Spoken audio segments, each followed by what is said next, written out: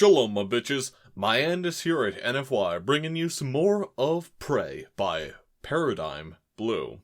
I was about to say Paradigm Blue again. Nuria could not believe her eyes. Hundreds more Rashan ships rose from the surface of the gas giant, moving to cut off their retreat to the edge of the system where they could jump to safety. The broadcast played in her mind.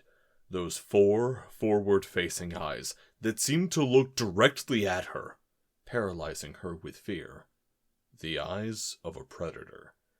She had dismissed the humans so easily in council, so sure of her success. And now? Her vice admiral was reduced to a blubbering wreck, eyes rolling in terror. The rest of the bridge crew were no better, all their hackle spines fully extended in agitation and fear. From the smell, at least one had wet themselves. Around the flashing hose, ships were dying, each one taking thousands of crew members with them. And now their escape to the jump point was cut off. Throughout the fleet, the transmission from the Rashan had dissolved all semblance of fleet discipline. Some ships sat still in space, paralyzed by their captain's fear. Others fled the battle in random directions, as Rashan ships followed them and picked them apart one by one. Nuria felt the eyes of her bridge crew on her, waiting for her leadership, waiting for her to save them, waiting for an order. Nuria had never felt like this, paralyzed by fear, incapable of thinking clearly. For the first time she could remember, she did not know what to do. "Ma'am, incoming transmission from the Terran human fleet. Audio only." Her comm officer, at least, had managed to maintain his discipline. "It's the human admiral, again. She says that she has moved their combined fleet to these coordinates." An icon flashed on the holoscreen, showing the location. She urges you to rendezvous with her fleet, where she can cover our escape. She says if you don't move to do so in the next 5 minutes, we'll be trapped between the Rashan fleets." Taking a series of deep breaths, Nuria steadied herself. The humans had no chance of actually covering their escape. She knew that. They were doomed. But at least she could direct her fleet with purpose. She could allow the tens of thousands of crew she was responsible for to die as warriors, not cowards. And she knew that sometimes in battle, it was more important to make a bad decision than none at all. "All ships, follow our heading. Regroup to sphere formation. Damaged ships to the center. Rendezvous with the Terran human contingent at these coordinates. Helm, set a course, max burn. Tactical, set up a battle net with the nearby Bonthan ships to coordinate our fire against their cruisers and destroyers." On the holoscreen, Nuria watched as her fleet's forces hesitated, then began to form into a sphere. First just a few, then more and more of her remaining forces. Still many remained dead in space, or fled, chased by the faster Rashan ships. "They listened this time, Admiral Davies," Jim Wexler, Flag Lieutenant, reported. "League fleet is headed our way. Estimated time to intercept is 1 hour. "All right, it's time to get to work," Admiral Davies said grimly. "Turn us to face the pursuers. Launch all squadrons. I want interceptors and strike fighters to go after their skirmishers. Bombers go after their cruisers and battleships. Destroyer squadrons 1 and 2. Rendezvous with the League fleet. Try to give them some cover. Rochambeau and Lafayette, you are clear to engage when in range." Ambassador Nesh watched as the flag bridge exploded in activity. Enlisted ratings spoke quietly in their headsets as orders were relayed to the fleet and updated. Tactical officers went about the complex work of networking the fleet's point defense systems and gunnery control. His stomach tightened, and he was glad he hadn't eaten yet today. He had never been in combat, and here it was, only minutes away. He watched as the TAC plot showed a loose sphere of League ships approach their location, while 2 destroyer squadrons peeled away to meet them. Not far behind the destroyers were the fighter squadrons from their 2 fleet carriers.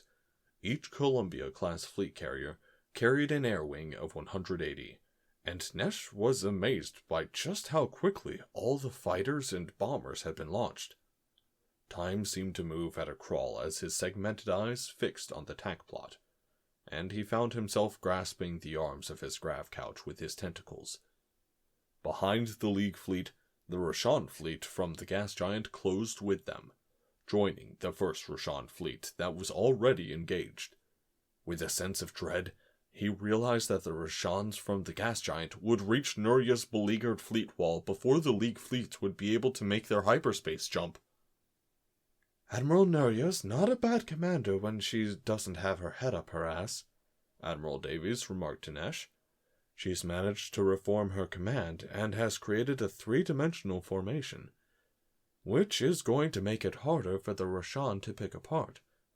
It also looks like they're finally putting together some effective fire against those Rashan cruisers and destroyers. If she manages to hold things together for the next 10 minutes, we might get out of this alive. That's not reassuring, Admiral. I know, Admiral Davies grimaced. It wasn't meant to be. Aboard the Flashing Hooves, Admiral Nurya struggled to keep the battered remains of what had once been the largest fleet in the known galaxy intact. Have those Arcone dreadnoughts fill the hole in our formation. They'll last longer there than those battleships. I want the Quasar battleship squadron networked. Their lasers have a faster traverse than ours. We can use them to augment our point defense, and maybe take out some of those cruisers.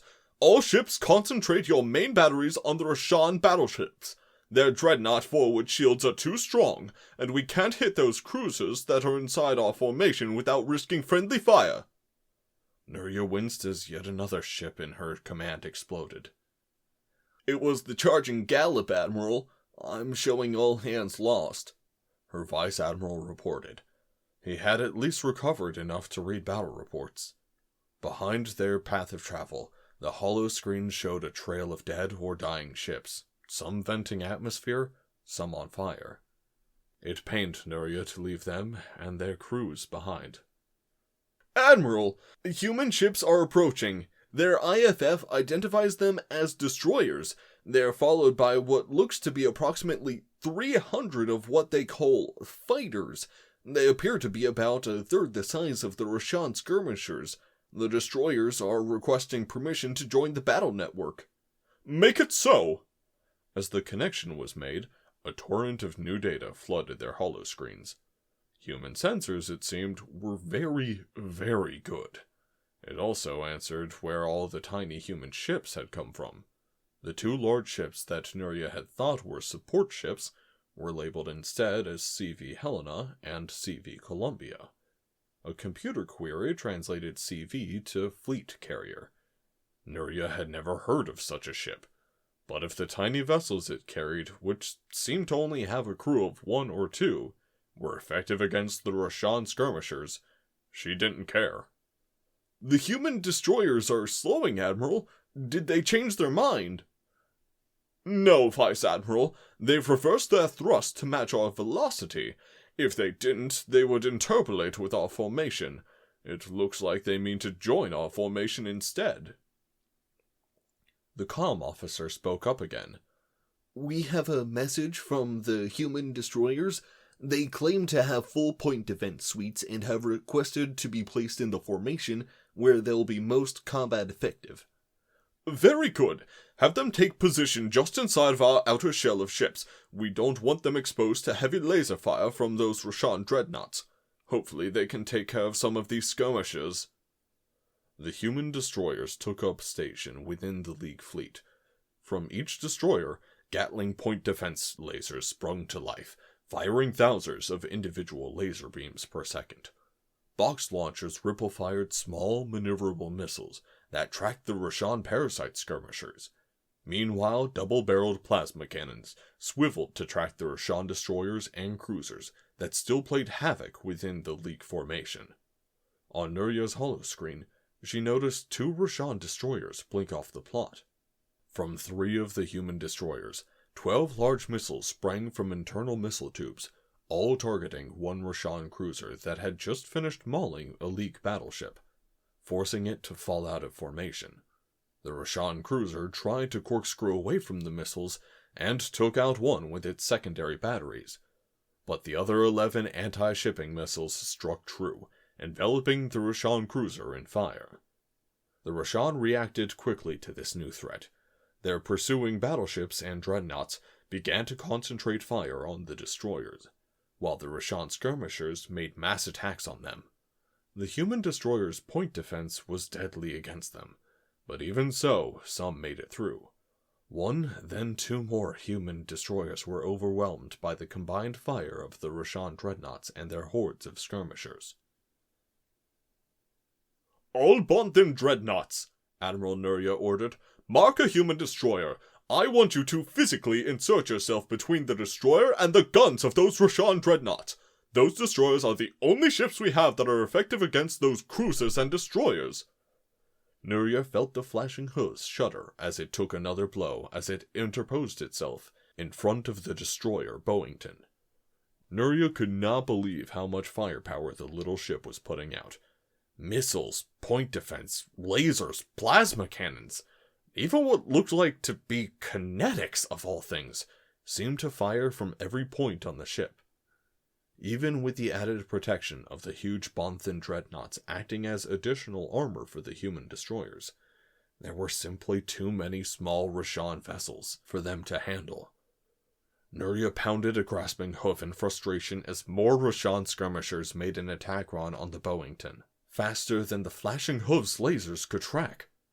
2, then 4, then 7 skirmishers were destroyed by the Boeington's point defense systems and missiles. But still 18 came on, weaving to avoid the Boeington's defense. Nuria was sure that the Boeington was done for, when suddenly a swarm of missiles appeared behind the Rashan skirmishers, tearing their formation apart, with a score of explosions as each missile found its target. Juking through the explosions, 2 tiny human one-crew craft emerged, doubtlessly the source of the missiles that finished off the squadron of skirmishers. The humans, what did they call them? Fighters, had arrived. "It's about time you got here!" Lieutenant Queet Boggs Ewis recognized the voice of the captain of the Boeington, Sally Marshall, broadcasting in the clear. "No one likes to be early for a party," replied Quint's wingman, Steve Jester Hendricks. Quet whipped her 5.7 Bearcat space superiority fighter around the nose of the DD Pappy Boeington, following her wingman's lead to a new group of hostiles. Hundreds of red icons dotted Quet's tack screen on her HUD, and she mentally sent a signal to her flight computer to zoom the screen to a smaller, more manageable piece of the battlefield. Her helmet fed vid screens in front of each of her compound eyes, giving her the equivalent of binocular vision. Its bulbous appearance, with a bulge around each of her eyes, gave her an insect-like appearance with it on, hence her call sign. Quet was one of the few Dreden that possessed the innate aggression to make her suitable as a fighter pilot, and was proud to be one of a handful of Dreden candidates to make it through flight school. Despite her un-Dreden-like aggressiveness, Quet knew that she didn't have the bloodthirsty instincts that a human fighter pilot did, and let herself follow her wingman's lead. "You with me, Bug?" "Right with you, Jester." Quet formed up her fighter with her wingman as they pursued another group of Rashan skirmishers that had headed for the League dreadnought. Each skirmisher was about 3 times the size of a Bearcat, with 2 forward particle cannons and a gimbaled laser cannon. They were fast, but not nearly as maneuverable as the human-made fighters. It was the gimbaled laser that made things tricky, Quet thought, juking her fighter laterally with a quick tap of her rudder pedals to avoid laser fire that impacted on her shields. Quet's targeting indicator chimed, and with a press of a tentacle, her last 2 Kestrel missiles detached themselves from a pylon mounting on the side of Quet's fighter. Each one flew true, and the trailing 2 skirmishers disintegrated in a blinding flash. "Scratch 2! 4 more missiles detached from her wingmate's Bearcat, with 3 of them finding targets. "Scratch 3! replied Jester. 2 more skirmishers remained in front of them, still doggedly making their attack run. I'm dry on kestrels, Jester. Going guns. She keyed her comm. I'm dry as well. I'll take the right, you take the left. Roger that. Quet rolled her fighter around a stream of laser fire from the lead skirmisher as one of her tentacles selected guns on her joystick toggle. As the skirmisher banked up and to the left, attempting to evade Quet's fighter, Quet slammed her foot down on the rudder while yanking the flight stick the opposite direction, rotating her fighter so that its nose was pointed perpendicular to its direction of travel, and lined up the lead indicator on her HUD. Quet took some satisfaction in knowing that her small size and differences in physiology compared to the humans made her more able to withstand greater G-forces. She squeezed the trigger once, then twice, as 30mm depleted uranium rounds exited her fighter at thousands of miles per hour. The fighter vibrated with each shot, and Quet watched in satisfaction as the first burst grazed the skirmishers and the second one hit dead center, coring the ship and sending it cartwheeling away in fire. Scratch 1! Scratch 1 here as well, but I've been tagged by that damn laser. I've lost port maneuverability thrusters. Jester's voice sounded strained over the comms. Hang on, Jester. Coming close for a visual. Quet brought her fighter in close to her wingman's. The entire port side of Jester's fighter looked like it had been chewed up and spit out. You're out of the fight for today, friend. Get back to the Helena. Roger that, Bug. Good hunting.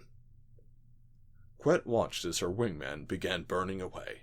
For a moment, she felt very alone among the swirling backdrop of explosions, laser fire, and thousands of Rashan intent on destroying her and the fleet. Her instincts screamed at her to leave this place, to run from the predatory Rashan, to abandon her friends. Then, taking a deep breath, she keyed her mic to the squadron channel. This is Bug. I'm in need of another dance partner. Roger that, Bug. This is Arrow, her squadron leader replied. I'm short a wingman, and I could use some help at the Pretty. Her aft-point defense is down, and she needs some cover. Roger that, Arrow. On my way. Fuck her instincts. Her squadron needed her. Cheers erupt on the bridge of the flashing hooves as 300 human fighters weaved between the warships of the League fleet, engaging the Rashan skirmishers. Scores of skirmishers were destroyed in the first 30 seconds of engagement, as the human fighters emptied their missile racks of payload. Behind the fighters, human bombers followed. Instead of going after the skirmishers, the bombers targeted the Rashan cruisers. The human bombers were larger targets than human fighters, and less maneuverable, and several were destroyed before they could make their attack runs. Those that survived, however, fired anti-ship missiles, similar to the ones fired from the human destroyer's missile tubes. A single missile wasn't enough to break a Rashan cruiser's shield, but when each bomber carried 4, and attacked each cruiser in a group of 4 bombers, the 16 fusion warheads were more than enough to turn each cruiser into so much space dust. Still, the League losses mounted. The relatively fresh battleships and dreadnoughts that had been lying in wait in the atmosphere of the gas giant continued to pour weathering fire into the League formation. Nuria watched in horror as a Queel battleship, its core drive punctured, spiraled out of control into an Archon dreadnought. Nuria thought the dreadnought may survive the collision, but then the battleship's drive core went critical, and a second later, nothing was left of either ship but an expanding cloud of superheated plasma. The humans were taking losses too. Another human destroyer, the Jaeger, fell out of formation as it took multiple hits on its flank from a Rashan cruiser at point-blank range. Once out of the formation, it was cored lengthwise by a Rashan dreadnought, leaving nothing but a hollow burning husk. The human fighters were faring better, but had expended their armament of missiles and were forced to engage Rashan skirmishers one by one at close range. Scores were destroyed by Rashan laser turrets. Admiral, it's the humans again. They advise us to hold our ships in current formation. They will be... The communication officer paused as he reread the message. Firing kinetics through our current formation. Acknowledge receipt of message, Nuri responded, and pass the message on to the fleet. They're to hold current heading and formation. She suddenly felt very tired. Half her fleet gone, fucking predators in space, and now the goddamn humans wanted to fire kinetics through her fleet formation. This day could not be over soon enough. 2 million kilometers away, with the joint human-Dreeden fleet, the heavy cruisers Lafayette and Rochambeau were finally in range of the Roshan fleet. Range itself was a bit of a misnomer when dealing with the railguns fielded by the human cruisers. As one, they fired their 12-kilogram slugs. It would keep going forever unless it impacted an unfortunate ship, star, or planetoid. However, there was an effective range to the weapons, as at long ranges, there was nothing to stop a ship from simply firing some maneuvering thrusters and sliding out of the way of the projectile, or burning it to plasma with high-powered laser. Because of this reason, most species had opted to only use energy weapons, either particle beams or lasers, both of which could not be detected before they hit. However, the weaknesses of a railgun depended on the kinetic slug being detected in time to avoid or intercept it. And as it turns out, a piece of iron only 6 inches across, coated with energy-absorbent polymer, 2 million kilometers away, is very hard to detect indeed. Detection is further complicated when there is a massive space battle directly between your sensor cluster and the incoming projectile. It took about 6 minutes for the first railgun volley to travel 2 million kilometers across space. By the time the first railgun round was detected by its target, a Roshan dreadnought, 5 minutes and 42 seconds had elapsed. The Roshan dreadnought heaved to the side. Maneuvering thrusters firing at full power, slowly sliding out of the path of the railgun slug. The slug slid harmlessly by, as did 28 more slugs from the bracketing volley fired by the human cruisers, passing above, below, or to the side of the dreadnought. That left 3 slugs of the 32-round volley to impact against the shields of the dreadnought. At 20 million kilometers per hour, each 12-kilogram slug impacted with the equivalent energy of 44 kilotons of TNT. 2 were absorbed by the dreadnought's shields. The third made it through, impacting on the bottom of the dreadnought's wedge. The dreadnought staggered, venting atmosphere. Another volley approached, and once again the Roshan dreadnought attempted to evade. This time, 5 slugs hit. With the dreadnought's shields already down, the results were catastrophic. Each impact threw huge gouts of molten metal and superstructure into space. The dreadnought listed and dropped from the pursuit. With the dreadnought knocked out of the fight, gunners on the Lafayette and the Rochambeau moved to the next target. Aboard the Helena, Admiral Davies allowed herself a smile as the damage reports came in on the Roshan dreadnought. While not destroyed, it showed that the enormous wedge-shaped ships could be hurt. On the tack plot, one of the Roshan dreadnought icons changed from red to blinking yellow, indicating an incapacitated foe. The Lafayette and Rochambeau were now peppering a Roshan battleship with their railgun rounds, and in moments it disappeared from the tack plot altogether.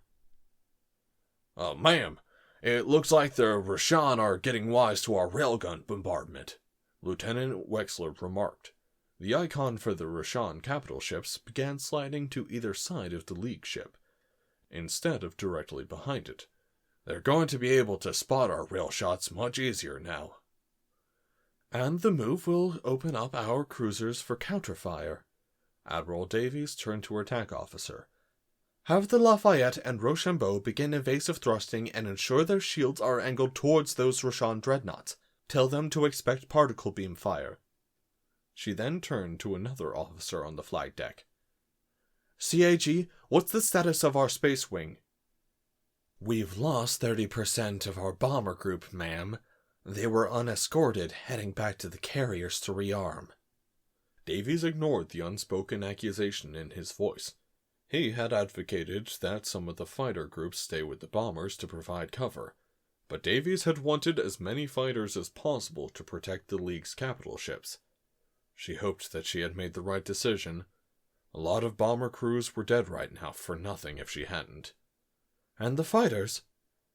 We've lost 20% of our fighters, but they're holding their own. Losses are mounting, though. All fighters are dry on missiles, and some are bingo on cannon rounds as well. I recommend we rotate some of our squadrons out to rearm.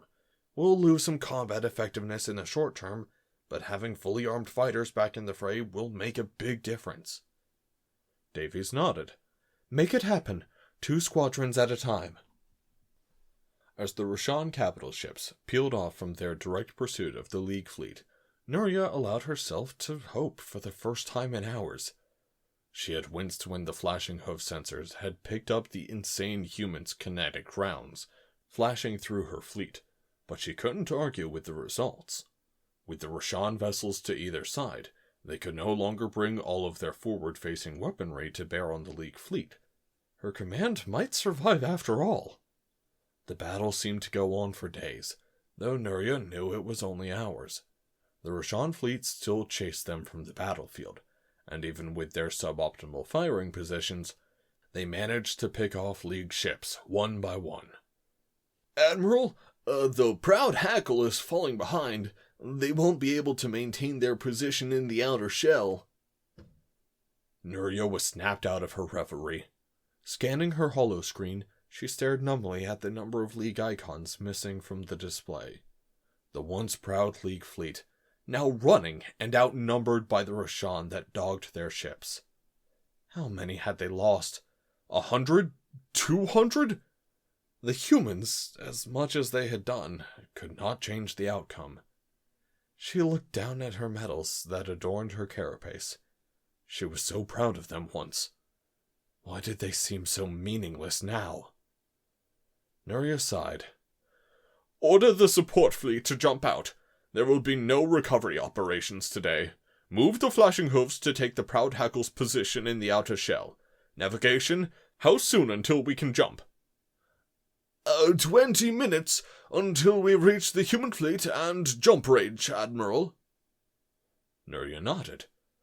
Alert the fleet and the Dreden human contingent. We will be making an immediate jump as soon as we're clear of the gravwell. She felt a familiar thrum as the massive jump drives spooled up, ready to fold space itself once they were far enough away from the system's star and the influence of its gravity was weak enough. Looking over her bridge crew, she smiled. They were disheveled, terrified, and some were sitting in their own waste, but they were still doing their jobs. She would have to try and ensure none were implicated in the court-martial that she knew would follow this battle. She wondered if she would be executed. Right now, as long as she could get the remainder of the League fleet to safety, she wasn't sure if she cared. All wings, return to the carriers. You're authorized for combat landings. Minimum spacing. We're jumping in 15, so move your ass! Quet wasn't sure if the last part of the Helena's Air Wing Commander's orders were entirely by the book, but she took them in the spirit they were intended. Flipping her fighter on its end, she shoved her throttle to full military thrust, and grunted as she was slammed back into her seat. She keyed her mic to her squadron's channel. Let's head for the barn! Last one in is buying us drinks! Space wing recovery at 72%. We should be able to get the rest aboard before the jump, but the flight decks are going to be a bit of a mess. The CAG grimaced as another Bearcat made a hard combat landing, throwing up sparks as it slid across the deck. Don't worry about the mess. We can clean that up in hyper. Bring our pilots home. Admiral Davies grimaced as the Helena shook with impact. Tactical, how are we holding up? We've lost the Cadwell and the Burling. Our frigates are evading most of the fire so far. Rochambeau is taking heavy fire. She has multiple decks open to vacuum. Helena and Columbia have taken minimum damage thus far. It doesn't seem that the Rashan recognize their value. 5 minutes to jump, Navigation reported. Commence final jump preparations. We'll jump when the League fleet is clear. Admiral, her tactical officer signaled her. We have a problem. It's the flashing hooves. It's falling out of formation with the rest of the League fleet. Aboard the flashing hooves, Admiral Nuria fumbled for her emergency helmet. It had been years since she had used it, and her movements were clumsy. She choked and gasped as acrid smoke filled her lungs, but finally managed to seal it to her carapace. She had to take several gasping breaths of the rich oxygen mixture piping into her helmet before she could speak. Report! It's the primary engine. We took a laser hit through the engine cowling, destroying it. Secondary explosions have taken out engineering decks 34 through 43 as well. It was the Vice Admiral reporting, his voice thick with fear. We can't maintain acceleration with the rest of the fleet. We're dropping out of formation. What about the jump drive? Nuria asked. Still functional and spooling up, but will be significantly behind the rest of the fleet by the time we can jump. Nuria pounded her grasping mandibles on her console. They had been so close. At least the remainder of the fleet would escape. On her holoscreen, she saw a Rashan dreadnought and 3 battleships move to intercept the flashing hooves as it lagged behind the fleet. Her ship's screens buckled as laser fire overloaded shield capacitors. All power to shields and weapons, ready self-destruct, Nuria heard herself saying. Let's take a few of those bastards with us. Ready maneuvering thrusters. We'll head straight to them. Give the rest of the fleet a little more breathing room. Admiral, we have a message from the Terran cruisers, audio and visual, her comm officer reported. Nuria considered ignoring it. What could they possibly want? Her curiosity got the better of her. On screen, the image showed what appeared to be a Terran bridge, but full of smoke and fire. In the center sat a human, with their odd, completely opaque visor. For not the first time during the battle, Nuria wondered what her fleet's saviors actually looked like. We'll cover your jump, flashing hooves. Save your heroics for another battle. Our jump drive was knocked offline. It looks like yours is still active. Godspeed. Rochambeau, out. The human figure saluted, and the transmission blinked out. Nuria raised a grasping hoof and returned the salute. We may get out of this yet. Helm, belay my maneuver orders and go full evasive. Tactical, reroute all weapons power to shields. Navigation, the second we can jump, I want us in hyper. Admiral, a human cruiser off the port bow. Nuria gaped as the Rochambeau interposed itself between the flashing hooves and its pursuers, just kilometers away. The entire ship trailed fire, its atmosphere spilling out of uncontained hull breaches. One of its railgun turrets had been completely destroyed, and it looked like the top half of the conning tower had as well. Nonetheless, the Rochambeau's remaining railguns were firing non-stop, their barrels glowing red, then blue, then white with heat. The Rashan battleships were far too close to dodge the incoming railgun fire, and 2 exploded almost simultaneously as kinetic projectiles impacted their core drives. A 3rd was forced to withdraw, venting atmosphere. Admiral, the rest of the fleet is jumping out. We have 25 seconds before we're clear of the gravity well. Thank you, Vice Admiral, Nuria said softly. On the screen, Nuria watched as the Rochambeau accelerated towards the Rashan dreadnought, all its railguns firing. Watch, she commanded her bridge crew.